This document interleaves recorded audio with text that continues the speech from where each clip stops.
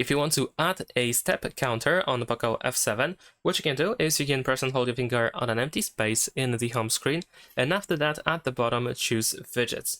Now over here we can find a couple of different widgets that can count steps for us. So we're gonna scroll down in order to find the first one, App Vault Steps. You might also find this section, apps with multiple widgets. So if you tap on all over here, you should be able to find the app vault. And over here, you can keep scrolling until you find steps. So you can press and hold your finger in order to add it somewhere into the home screen. Let's say I'm going to add it over here. Now, if you do so, you will have to set it up. But before we do that, I'm going to also show you another app or another widget. So in this case, we're going to once again scroll down. And this time it's gonna look like this. So here we have step counter stats as well. So I'm gonna do the same thing, just press and hold in order to add it into the home screen.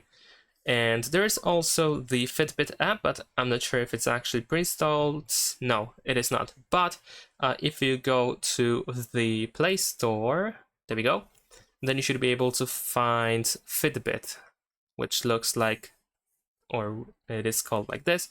And this is a Google app that also allows you to track steps. So you can install it. It also has a widget, so you can give that one a try as well in case you don't like any of these. So you can just press the setup button, press agree over here. You can also change the goal if you want to. And once you do that, as you can see, we have the counter. This one is pretty much the same, it's just a little bit smaller. And that's it. Thanks for watching. Leave a like and subscribe.